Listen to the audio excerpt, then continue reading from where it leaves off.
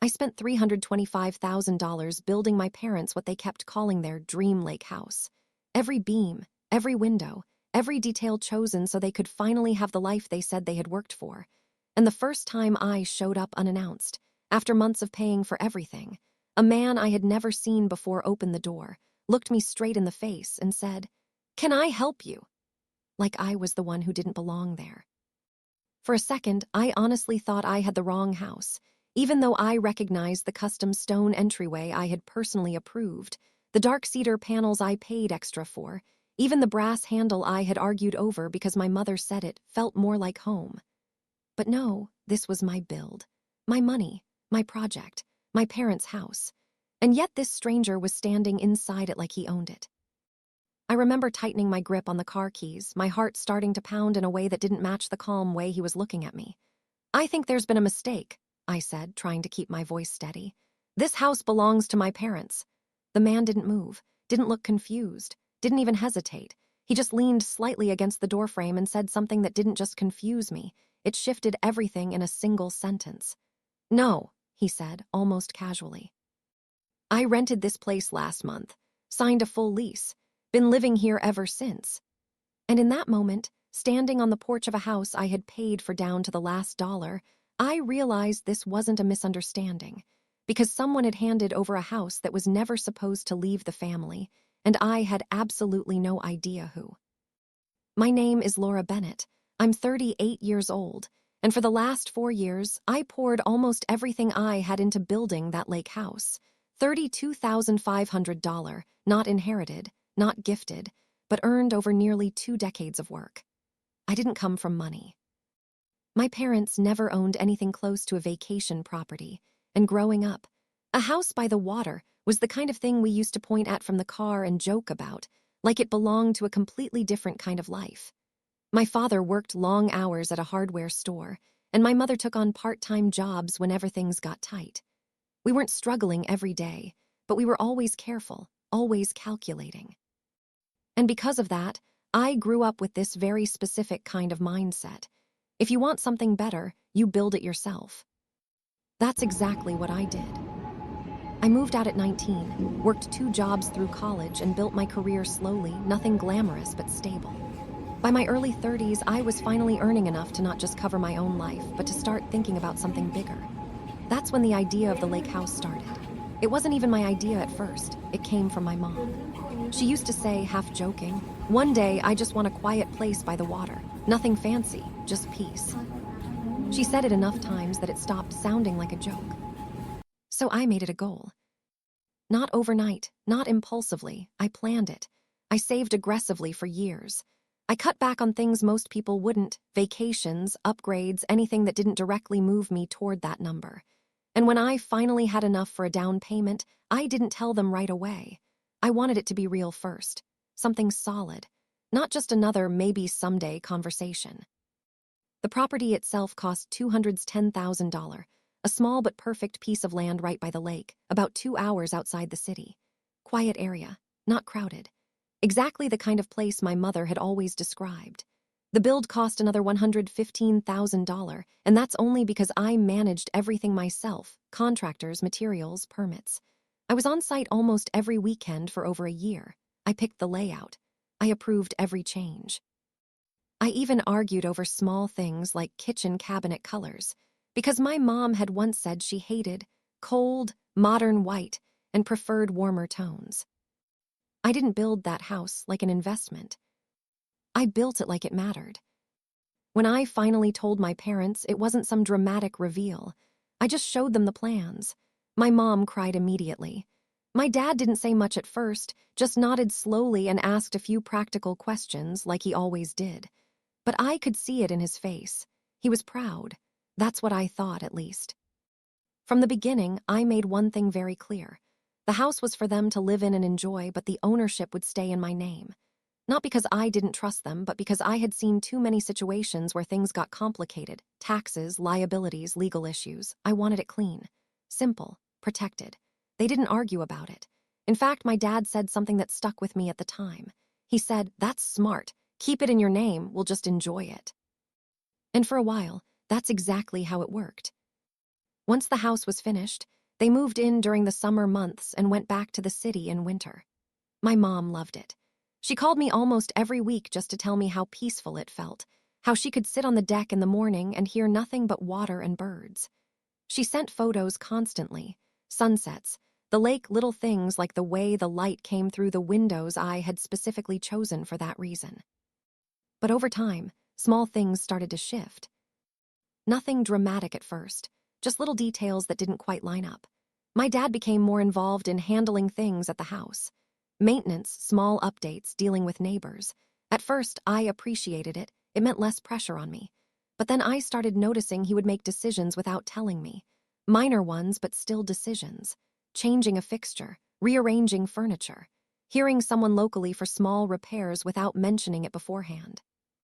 I didn't push back. It didn't feel worth turning into a conflict. But then there were conversations. Subtle ones. My dad would occasionally say things like, "It really feels like our place now," or "We've made this house our own." At the time, I took it as pride. Ownership in an emotional sense, not a legal one. I never imagined it would mean anything more than that. And that's probably where I made my biggest mistake. Because I assumed we all understood the same boundaries. That the house was mine legally, and theirs to enjoy emotionally.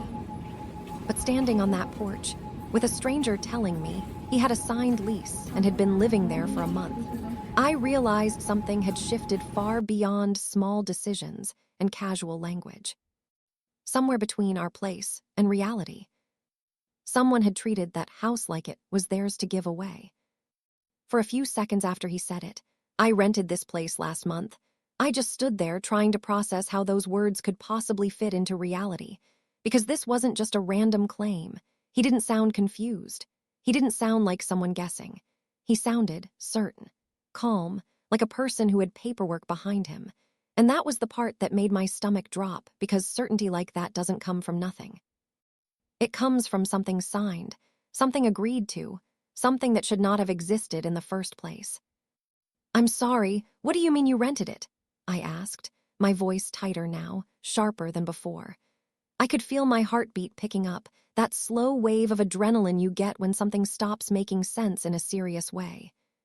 He didn't step outside. He didn't even open the door wider. He just looked at me like I was the one interrupting his day. "I mean exactly that," he said. "I signed a 1-year lease, paid $18,000 upfront for the year, moved in 3 weeks ago." Then he added, almost as an afterthought, "Your parents handled everything." That last sentence hit harder than anything else. Not because I didn't hear it, but because I didn't want to accept what it meant. "My parents don't own this house," I said immediately, not defensive, just direct, like stating a fact that should end the conversation right there. He shrugged slightly. "I don't know what to tell you," he said. "They showed me paperwork. We met here twice before I moved in. Everything looked legit." Everything looked legit. That phrase echoed in my head in a way that made my hands go cold. Because I knew exactly how much work it would take to make something like this look legitimate. Lease agreement, signatures, possibly even access to documents that shouldn't have been used in the first place. And the more I thought about it, the worse it got, because none of that could happen by accident. Someone had made this happen. "Do you have the lease?" I asked. He hesitated for the first time. Not long, just a second, but enough to show he was deciding whether to show it to me. "Yeah," he said finally. "Hold on." He stepped back inside, leaving the door slightly open. I stayed where I was, not moving. My eyes scanning the interior without even meaning to. Everything looked lived in. Different furniture. Not my parents' things, not the layout I remembered. There were shoes by the door that didn't belong to anyone I knew. A jacket hanging on the wall. It didn't look like a temporary stay. It looked like someone had settled in. When he came back, he handed me a printed document. And the moment I saw it, I felt something in my chest tighten in a way that was almost physical. Because it wasn't fake looking. It wasn't sloppy. It was structured, clean, formal. A lease agreement for 12 months, starting the previous month. Rent listed clearly, payment acknowledged, signatures at the bottom. And one of those signatures was my father's. I stared at it longer than I should have, because I knew his handwriting. I had seen it my entire life, on birthday cards, notes, forms. There was no hesitation in recognizing it. No doubt, it was his. But right below it was something else. A second signature line labeled Property Owner Authorization. And my name was there. Signed. My hand tightened around the paper instantly. Because I hadn't signed anything. Not recently, not ever for this. And yet, there it was. My name, written in a way that looked close enough to mine that someone unfamiliar wouldn't question it. "This is not my signature," I said immediately, my voice flat now, controlled in a way that surprised even me. The man looked at me, then at the paper, then back at me again. "That's what I was given," he said. "I verified everything before I paid. I'm not stupid." I believed him. That was the problem. He didn't look like someone trying to take advantage of the situation. He looked like someone who thought he had done everything right and was now being told something was wrong. Which meant he wasn't the one I should be angry at. Not yet. I handed the paper back to him slowly, my mind already moving ahead faster than I could control. Because this wasn't just about a lease. This was about access. My father didn't just decide to rent out a house that wasn't his. He had access to documents, access to information, access to something that allowed him to create or use my signature. And that meant this wasn't impulsive. It was planned. I stepped back from the door, my thoughts racing in a way that made everything around me feel slightly out of focus. "When was the last time you spoke to them?" the man asked. I didn't answer right away. Because the truth was, I hadn't spoken to them in a few days. Not since before I came out here. And suddenly, that silence felt different. Not normal. Not casual. Intentional. I looked back at the house one more time. The house I had spent years building. The house I had paid for completely. The house that now had someone else living inside it under a signed lease that should not exist. And for the first time since this started, one thought became completely clear. This wasn't a misunderstanding. This was something my father had done. And whatever the reason was, it wasn't going to be simple. I didn't argue with the man any further. There was no point, not yet. He wasn't the one who had crossed a line. He was just standing in the middle of something he thought was legitimate. So I stepped back from the door, nodded once, and said, "I'm going to sort this out," in a tone that sounded calmer than I actually felt. Then I turned, walked down the path I had paid to have paved, got into my car, and just sat there gripping the steering wheel, staring at the house like it might somehow explain itself if I gave it enough time. But it didn't. It just stood there, exactly as I built it, exactly as I remembered it, except now it felt like it belonged to someone else. I picked up my phone and called my father. It rang longer than usual. 4 rings, 5. Then he answered. "Hey," he said, casual, too casual, like I had just called to check in like nothing was wrong. "I'm at the lake house," I said immediately. There was a pause. Not long, but enough. "Oh," he replied, "you didn't tell us you were going up there." That sentence landed wrong. Not because of what it said, but because of what it didn't. No surprise, no question, no "how is it?" Just a quiet shift in tone. "There's a man living here," I said, keeping my voice steady. "He says he signed a lease with you." Silence. Longer this time. Then my father exhaled slowly, like someone preparing to explain something inconvenient. "Okay," he said, "let's not jump to conclusions." That was the moment something inside me snapped into focus. Because that wasn't confusion. That was control. "Did you rent out my house?" I asked. Another pause. Then finally, "It's not exactly like that." I let out a short breath, almost a laugh, but there was no humor in it.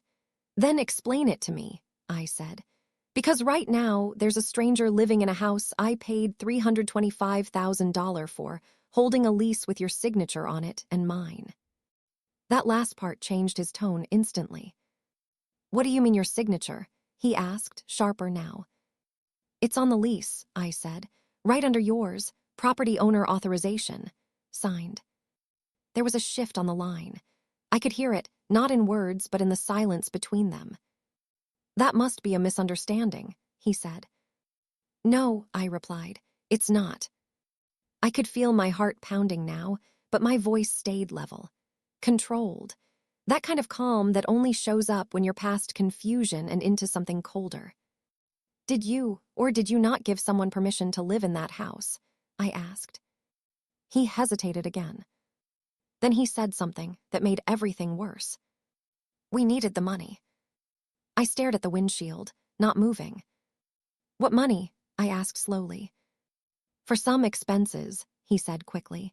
It was temporary, just a short-term arrangement.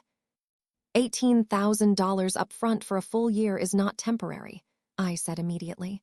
That's what he paid. Another silence. Then my father's voice dropped slightly, like he was trying to bring the conversation back under control. Look, you're overreacting. It's just a lease. We can figure it out. Overreacting.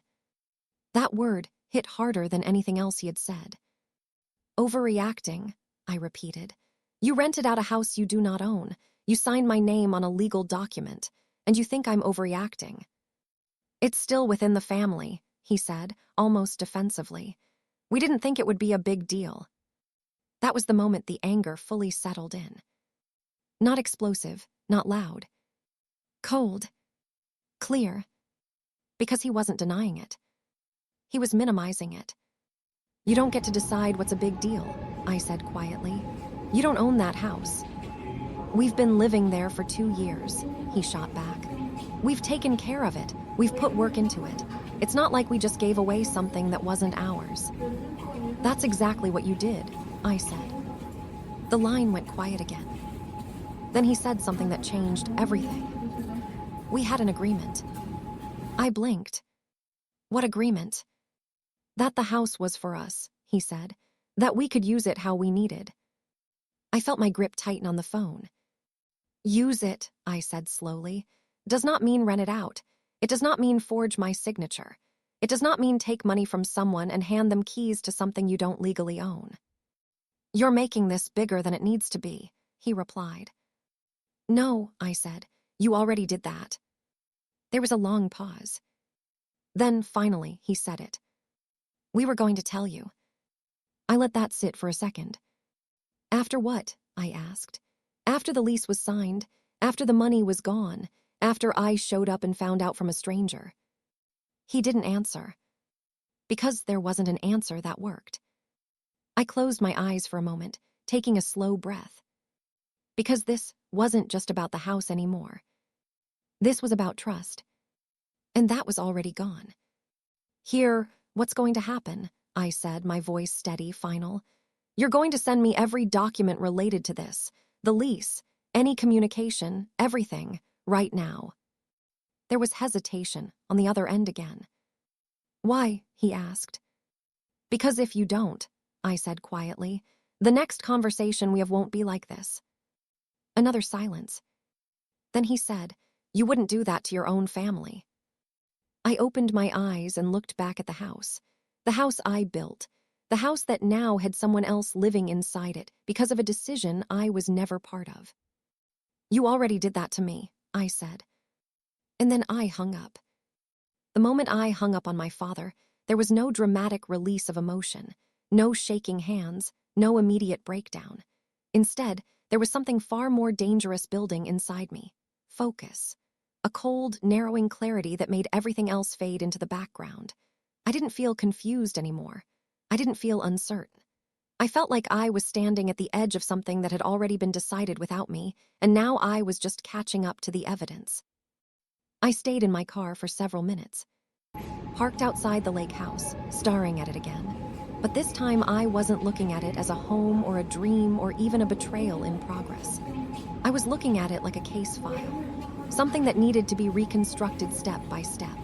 Because if my father had really signed a lease, and if my name had been placed on that document, then somewhere between intention and execution, there was a chain of actions that could be traced. And I was going to trace it. I started with what I already knew, the lease amount, $18,000 upfront, full-year agreement. The tenant inside the house confirmed it wasn't casual. He had paperwork. He had confidence. That meant he wasn't guessing. Someone had provided him something that looked legitimate enough to pass scrutiny. And that someone, according to him, was my parents. But my father's voice on the phone told a different story, one of justification, not denial. He didn't say it wasn't real. He said it was temporary. He said they needed the money. That detail stuck with me more than anything else, because people don't frame something like that unless there is already an internal story they've been telling themselves for a while. I opened my banking app. At first, I didn't know what I was looking for. I wasn't even sure I would find anything relevant. But I started scrolling through older transactions tied to property expenses, construction costs, contractor payments, material purchases. Everything I had funded over the past 4 years was neatly documented. Nothing unusual, nothing missing. Until I noticed something I hadn't seen before. A deposit. 3 months earlier. A transfer of $9,000 labeled property adjustment reimbursement. I stared at it for a long time. Because I had never authorized anything like that. I went back further. Another deposit 2 months before that, $6,500, same label. Then another, $2,000, slightly different description, maintenance offset. My stomach tightened slowly as I kept scrolling. These weren't large amounts compared to what I had spent overall, but they weren't random either. They were structured, periodic, quiet, almost like someone had been gradually offsetting something in the background without drawing attention to the full picture. I leaned back in my seat, trying to align this with what my father had said. We needed the money. Not a single lump sum. Not a dramatic withdrawal. Small, incremental financial movement. Controlled enough not to trigger immediate suspicion. That was the first moment I realized this wasn't a sudden decision. It was a process. I called my mother next. She answered on the third ring, her voice warm, slightly distracted, like she was doing something else while talking. "Hey, sweetheart," she said. "Everything okay?" I didn't answer immediately. I was trying to decide how to frame the question without triggering defensiveness. "Did you know the lake house was rented out?" I asked. A pause. A noticeably longer pause than normal conversation requires. Then, "What do you mean rented out?" That wasn't denial. That was distance. So I slowed down. "There's a tenant living there," I said. "He signed a lease. He paid $18,000 up front." Another pause. Then she said something that made my chest tighten in a different way. "Your father handled something with the property," she said carefully. "I wasn't involved in the details." That sentence mattered more than anything else so far. Because it wasn't ignorance. It was separation. I pressed further. "Did you know my name was on the lease?" Silence again. Longer this time. Then, "I didn't see the documents." That was the first clear fracture in her response. Not disagreement. Absence. "I didn't see" is not the same as "that didn't happen." It means something was decided without her visibility. I closed my eyes for a moment, letting that settle. So now it was clear.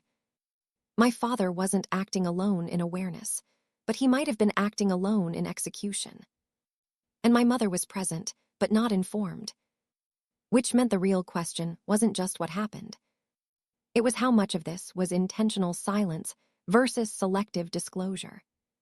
After I ended the call, I sat there for a long time, going through every message, every transaction, every memory tied to that house.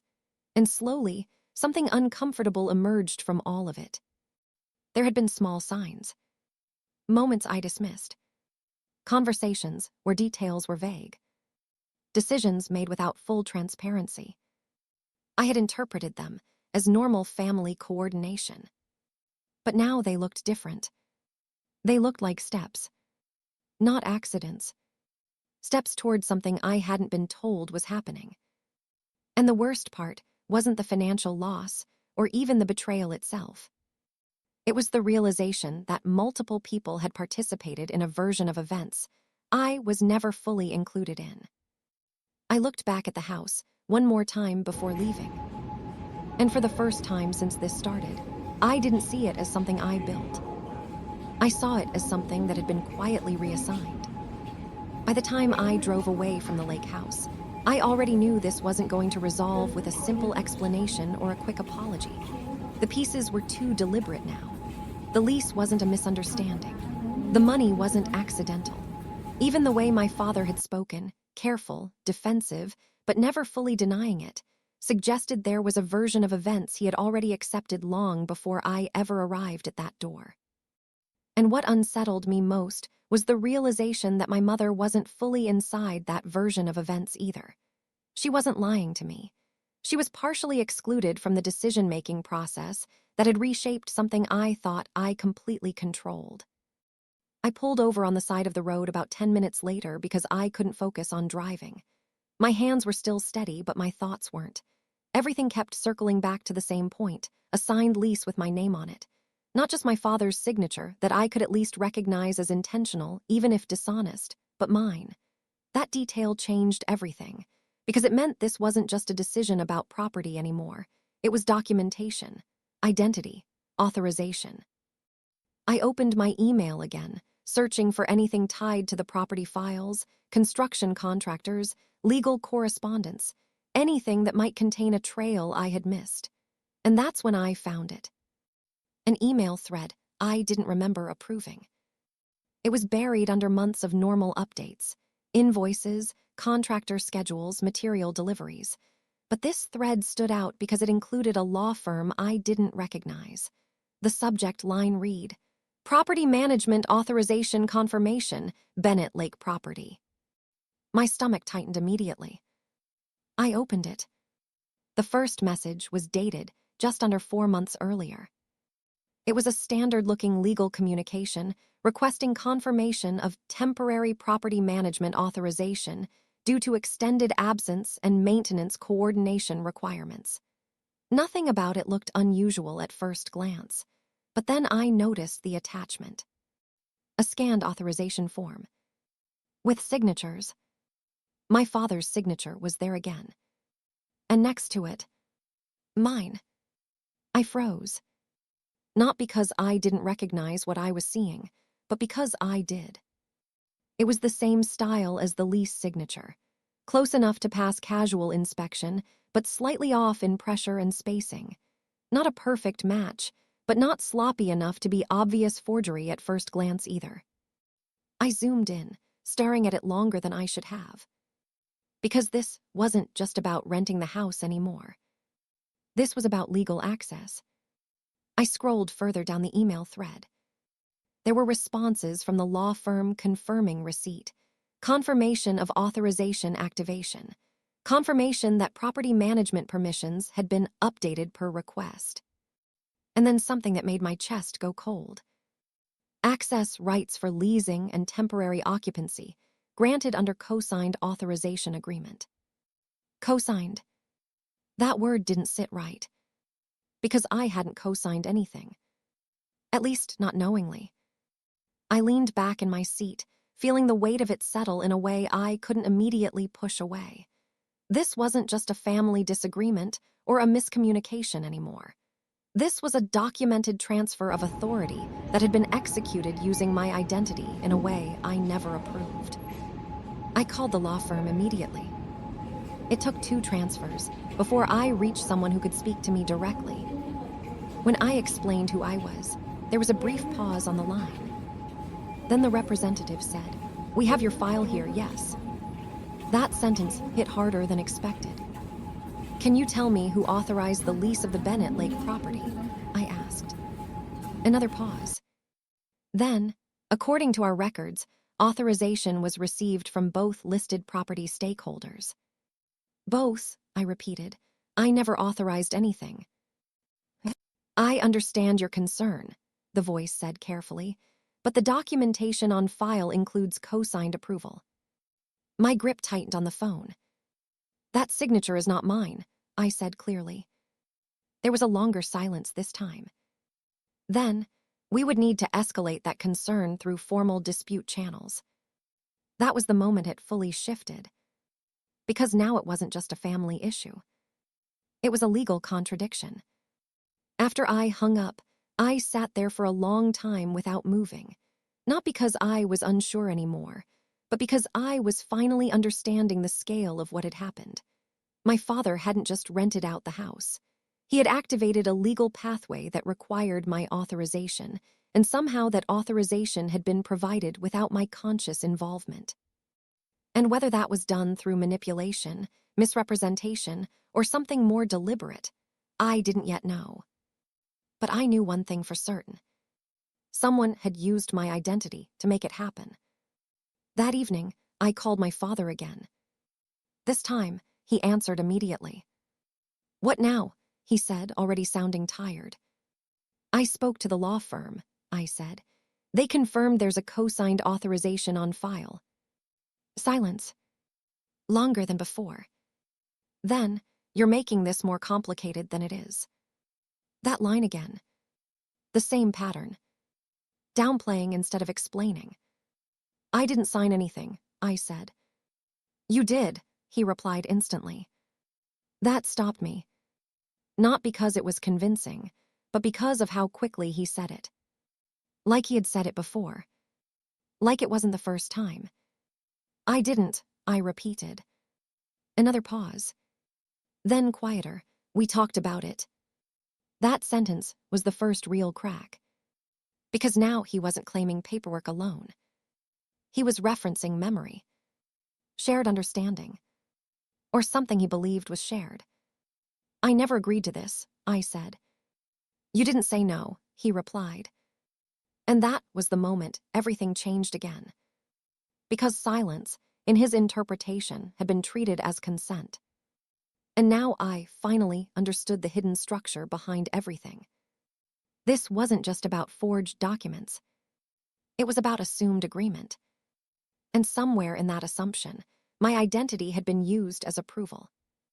After my father said, "You didn't say no," I didn't respond right away. I just sat there holding the phone, staring out at the road ahead like it had suddenly become unfamiliar. Because that one sentence didn't just defend what he had done, it reframed the entire situation into something far more dangerous. In his mind, my silence had become consent. My absence had become approval. And that meant the version of events he was operating under wasn't based on deception alone. It was based on interpretation. A version where boundaries didn't need to be explicitly crossed if they were never loudly enforced. "I didn't say no," I finally repeated, my voice low. "Yes," he said immediately, as if this was obvious.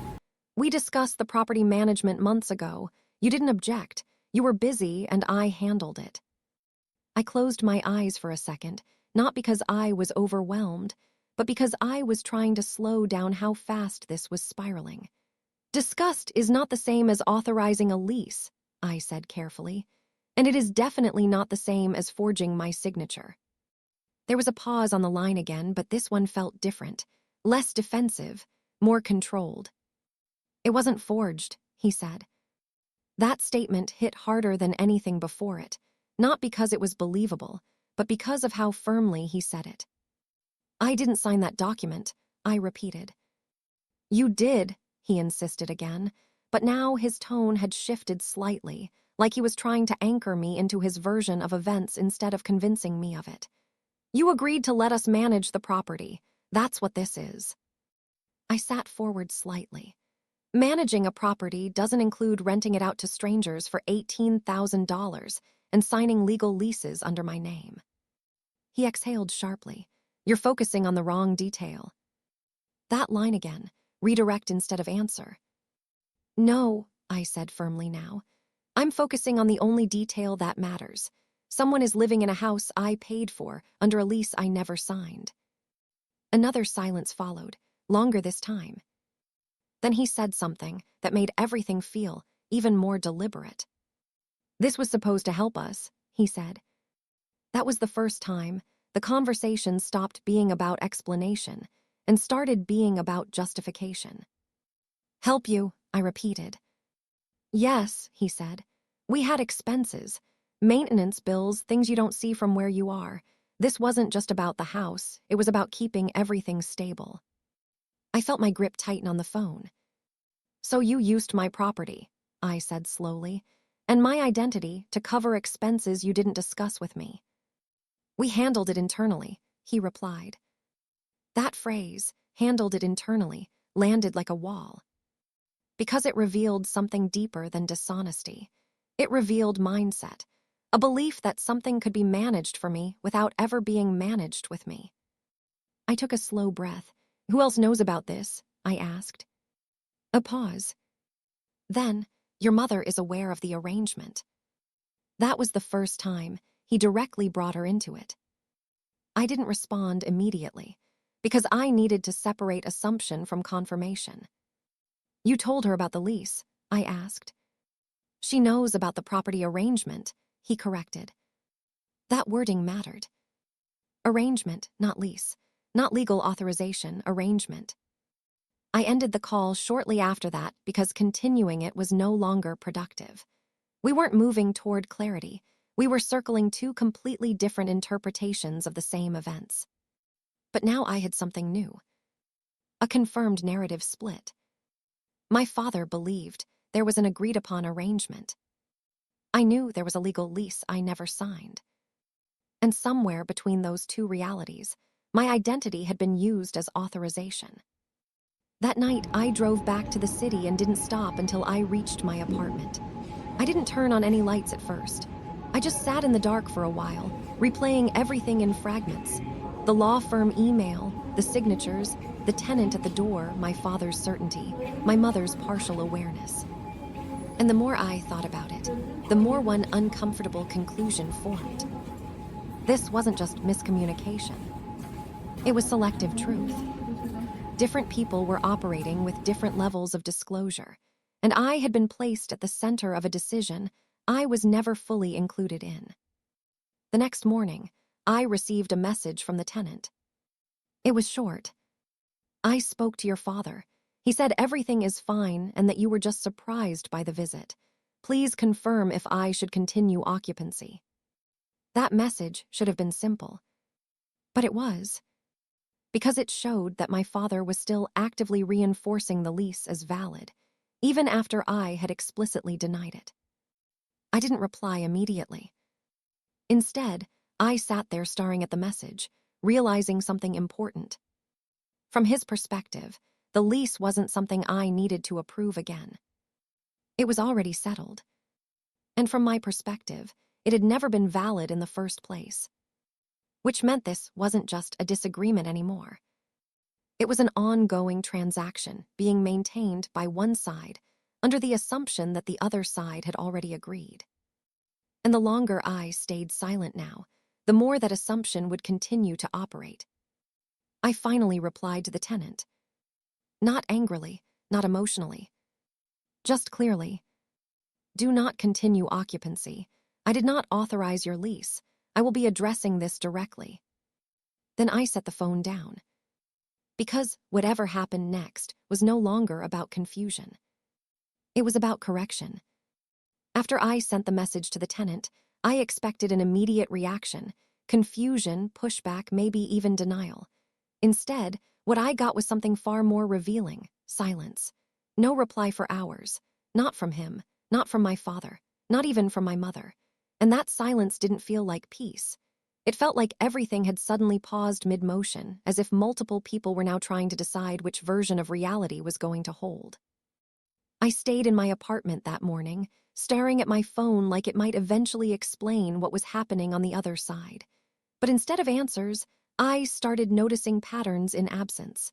My father wasn't calling to defend himself. My mother wasn't calling to clarify. The tenant wasn't asking questions anymore. It was as if my message had introduced something into the system that no one was prepared to respond to immediately, like a correction that disrupted a process everyone else had already committed to. Around midday, my father finally called. I almost didn't answer. When I did, his tone was different, not defensive this time, not even argumentative. It was controlled, measured. "You told him to leave?" he asked. "Yes," I said simply. A pause. "You didn't need to escalate it like that." He replied. That word again, escalate. I closed my eyes briefly. "It wasn't escalation," I said. "It was correction." Another pause. "He's already moved in," he said. "You can't just reverse it overnight." That sentence revealed more than he probably intended, because it confirmed something important. In his mind, occupancy had already become established reality. Not temporary, not questionable, established. "That doesn't change the fact that I never authorized it," I said. "You did," he repeated again, but this time his voice was slightly tighter, less certain. I leaned forward. "No, I didn't."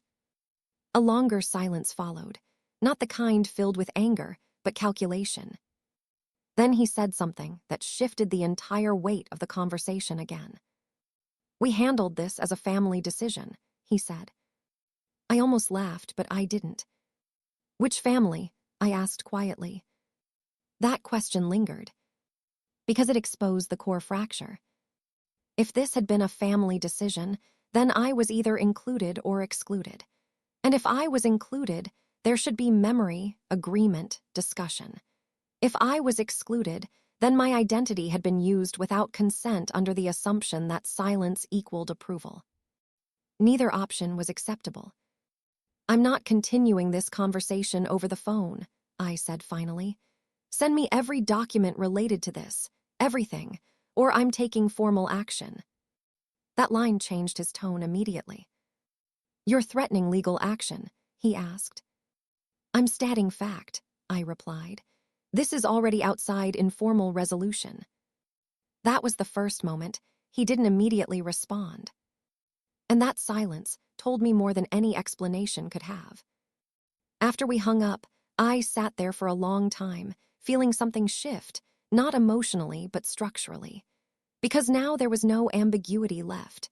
Whatever system my father believed he was operating within had already collided with mine. And mine was based on documented consent, not assumed agreement. 2 hours later, the tenant replied, "I've been advised by your father that there is an internal misunderstanding. I'm not sure what to do next."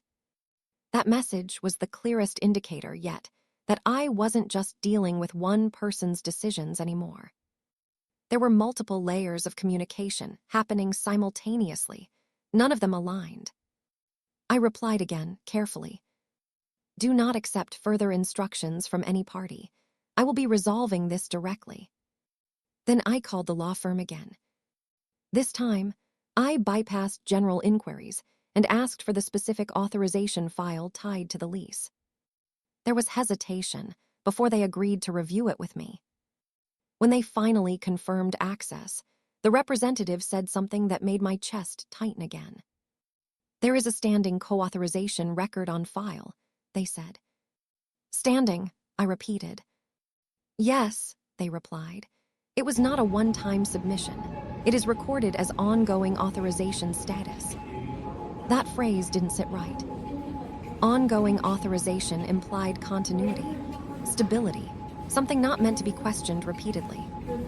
"That's incorrect," I said firmly. "I revoked any and all permissions tied to property leasing." Another pause. "I'm afraid revocation is not reflected in the current system status," they replied. That was the moment I realized something deeply uncomfortable. The system wasn't updating based on conversation anymore. It was holding a version of events as fixed. I ended the call and sat back slowly, trying to process what that meant. Because now the problem wasn't just family disagreement. It was system persistence. My father believed there was a valid agreement. The tenant believed there was a valid lease. The law firm system still reflected authorization. And I was the only one actively disputing it. That imbalance was starting to feel less like conflict and more like isolation. Later that evening, my mother finally called. Her voice was quieter than usual. "I don't understand what's happening," she said immediately. That was the first honest sentence I had heard all day. "I didn't sign anything," she continued. "Your father said it was temporary. He said it was just to cover expenses. I didn't think it meant this." There it was again. Different interpretations, layered over the same action. I believed her, not because it solved anything, but because it matched the pattern I was seeing. She hadn't been part of the decision-making chain. She had been informed after the fact, which meant she was not the source of authorization, but she had also not stopped it. And that distinction mattered, because now I understood something I didn't want to accept earlier. This wasn't a single act of deception. It was a distributed misunderstanding that had hardened into action. And I was the only one still trying to reverse it. By the time I woke up the next morning, the situation had stopped feeling like something I was handling and started feeling like something that was actively continuing without my permission. My phone had multiple missed calls, 2 messages from the tenant and 1 from my father, none from my mother. And that silence from her, after everything, felt heavier than all the arguments combined. Because at least arguments meant engagement. Silence meant something had already been accepted elsewhere. I opened my father's message first. It was short. "We need to settle this properly. The tenant is getting anxious. Don't make this harder than it has to be." That line, "don't make this harder," felt like a continuation of the same logic he had been using from the beginning. As if my resistance was the problem, not the action that caused it. I didn't reply. Instead, I opened the tenant's messages. The first one was simple. "Your father says there's confusion between family members and that you're going through a stressful period.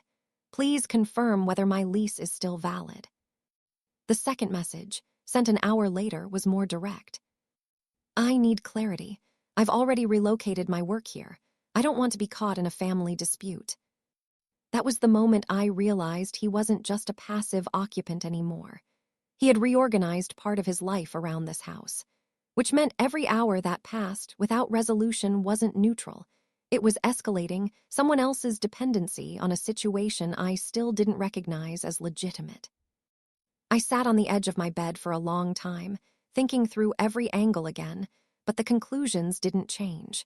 My father still believed there was an internal agreement. The tenant still believed he had legal standing. My mother believed she had been partially informed but not fully involved. And I was the only one insisting the foundation itself was invalid.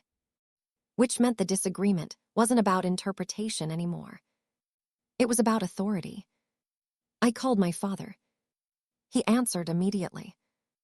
"You're ignoring everyone," he said before I could even speak. "I'm reviewing documentation," I replied. "There's nothing to review," he said quickly. "We already handled this. You're turning a simple arrangement into a legal situation." I exhaled slowly. It already is a legal situation. A pause. Then he said something that changed the tone completely. "You don't understand how much work went into keeping that property functional," he said. That sentence hit differently. Because it wasn't about ownership or authorization anymore. It was about justification. "What work?" I asked. "Maintenance," he said. "Repairs, taxes, upkeep, things you weren't dealing with directly." I closed my eyes for a second. "I paid for every major expense on that property," I said. "Every contractor, every material, every construction phase." "That's not what I'm talking about," he replied. But he didn't clarify what he was talking about. That was the pattern again.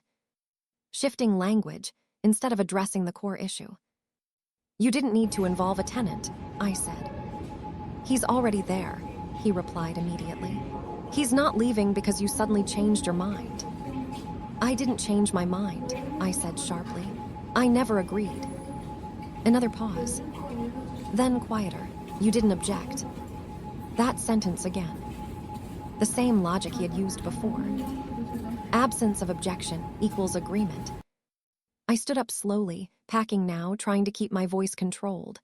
"Silence is not consent," I said. It is when all parties are operating under the same understanding, he replied. That was the first time I felt a real shift in the conversation.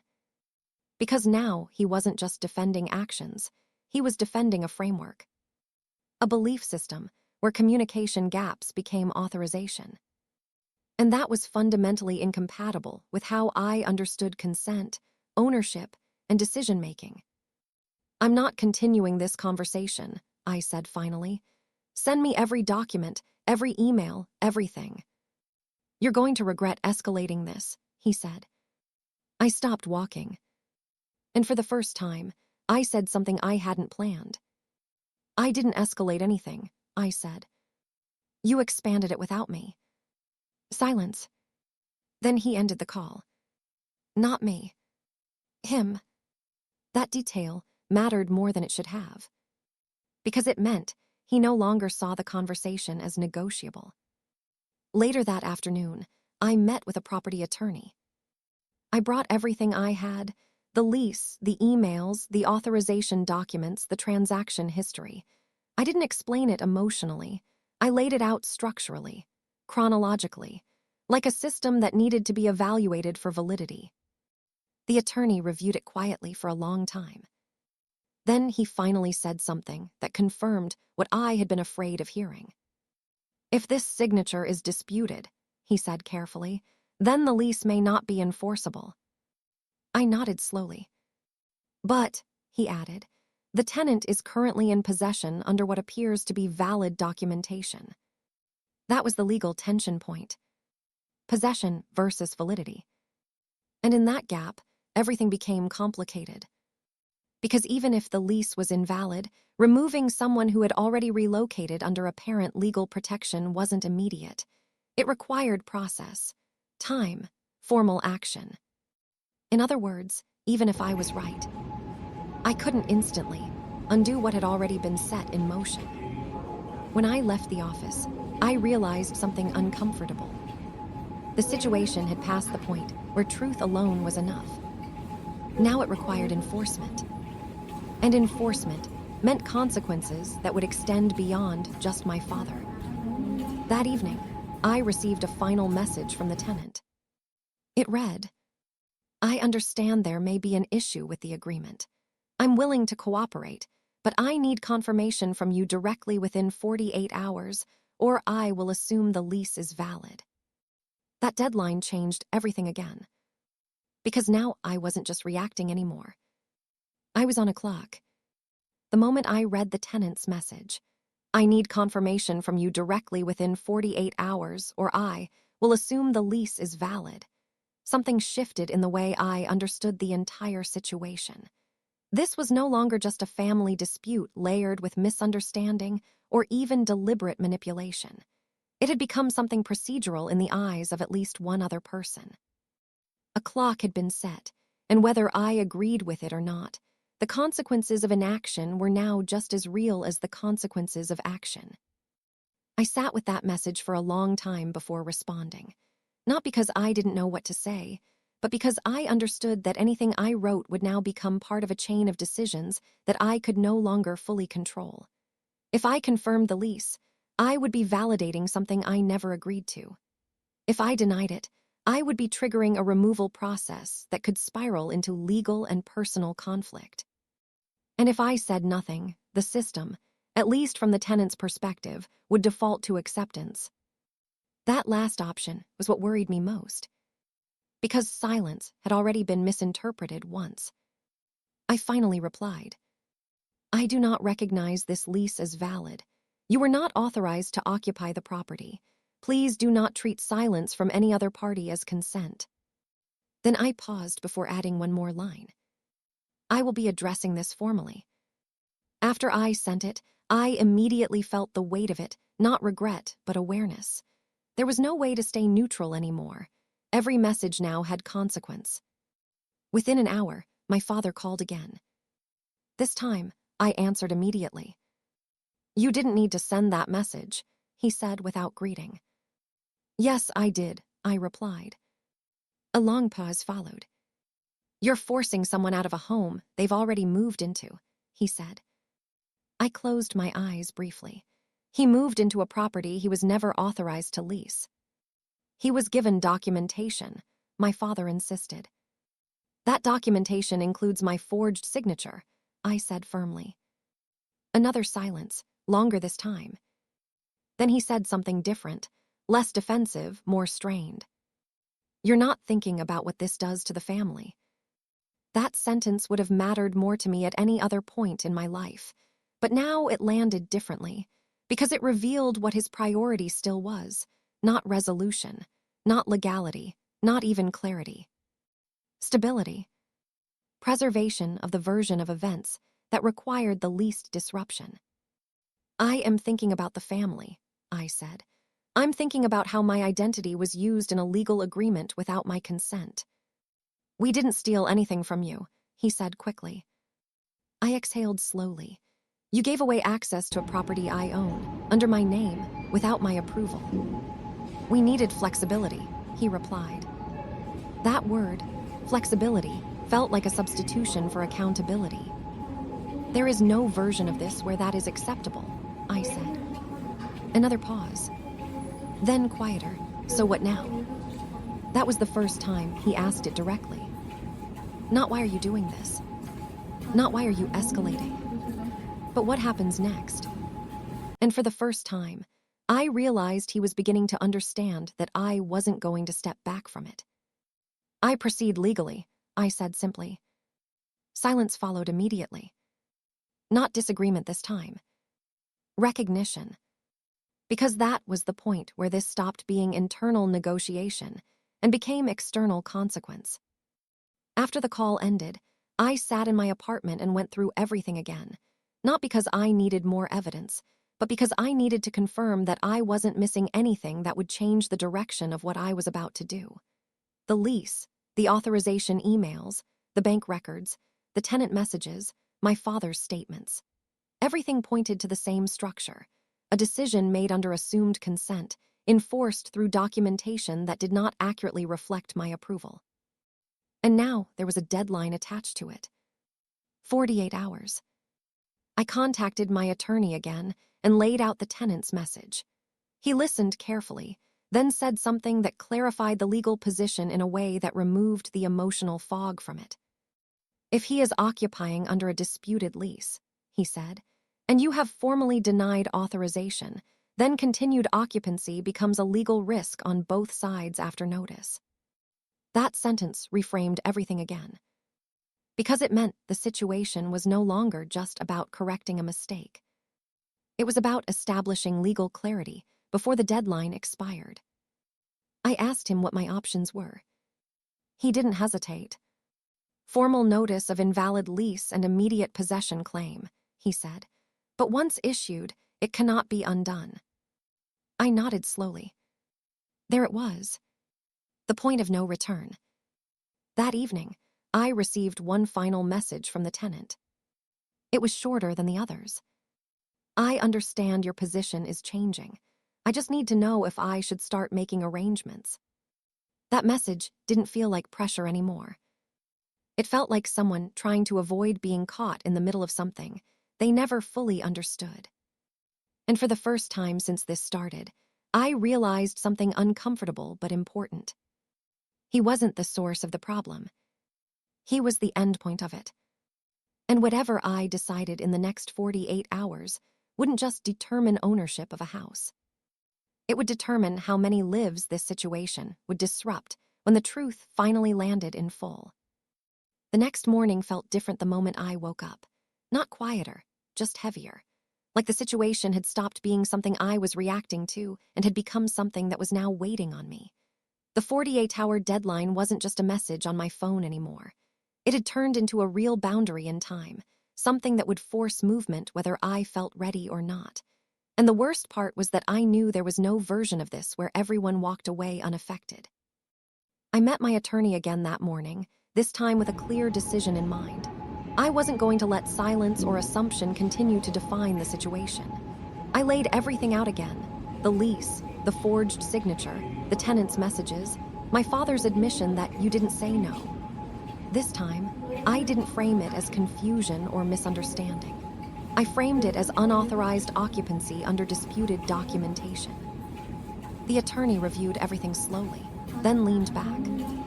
"This has moved beyond family dispute," he said. "At this point, you need formal notice of invalidation." I already knew what that meant, but hearing it said out loud made it final. "Once we issue this," he continued, "the tenant will be legally required to respond to you directly as the property owner. Your father will no longer be able to manage the situation informally." I nodded slowly.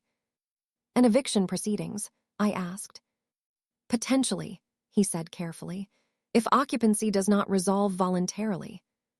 That word, eviction, sat differently in my chest than anything before it. Because up until now, I had been thinking in terms of correction, fixing something that had gone wrong. But eviction wasn't correction. It was removal. It was consequence made physical. I asked him one more question. "If the signature is proven not to be mine, what does that mean for the lease?" He didn't hesitate. "It becomes invalid from the point of authorization," he said, "but you will still need to formally establish that through legal challenge." That was the final piece I needed to hear. This wasn't going to collapse on its own. It had to be broken open. When I left his office, I stood outside for a long time before making the call. Not because I was unsure anymore, but because I understood that once I made it, there was no returning to the previous version of events. The family structure my father believed he was maintaining would no longer exist in that form, and the tenant, who had built part of his life around this house, would be directly impacted in a way I couldn't soften. I made the call. The formal notice was issued that afternoon. It was simple in language, but heavy in consequence. Unauthorized lease agreement, invalid due to lack of verified owner consent. Immediate cessation of occupancy, requested pending legal resolution. Once it was sent, there was no dramatic reaction at first. No immediate explosion of messages or calls. Just silence again, but this time it felt different. This wasn't confusion silence. It was processing silence. It didn't last long. My phone rang less than an hour later. "My father." I answered. "You went through with it," he said immediately. "Yes," I replied. There was no anger in his voice this time, only disbelief layered with frustration. "You actually escalated this to legal notice," he said. "It already was legal," I said calmly. "I just made it official." A pause. "You didn't have to do this," he said. "Yes," I replied quietly. "I did." That sentence seemed to land differently than all the previous arguments, because it removed ambiguity. It wasn't emotional anymore. It was procedural. Another silence followed. Then he said something that revealed more than anything before it. "You're going to make this impossible to fix internally." I exhaled slowly. "It was never fixable internally," I said.